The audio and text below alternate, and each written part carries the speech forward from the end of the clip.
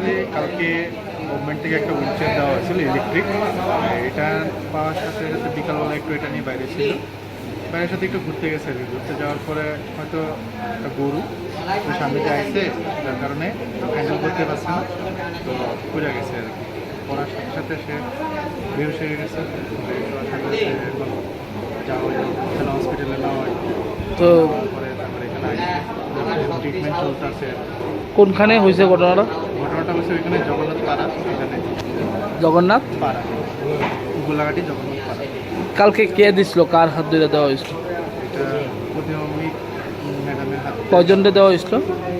এটা 100 জনকে দেওয়া হয়েছে। তো এটা নিয়ে কি ঘুরতে বেরিয়েছিল? হ্যাঁ, কয়জন আসলো স্কুটিতে? এটাতে ওই ছিল আর ওর পাশে ভাই ছিল। প্রথম কোন হসপিটাল নেওয়া হয়েছিল? প্রথম পদ নেওয়া হয়েছিল দয়ারামপাড়া হসপিটালে।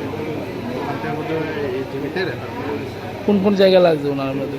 বিশেষ করে মাথাতেই ব্যথা পাইছে, তোকে গরুর সাথে হয়েছে না? আর হাতে এখানে চুলছে আর একটু বুকে আর পিঠের দিকে ব্যথা করতেছে। উনি কত পার্সেন্ট মানে হ্যান্ডিক্যাপ শুনে এমনিতে? আর রক্তবমি করছিল তো, যার কারণে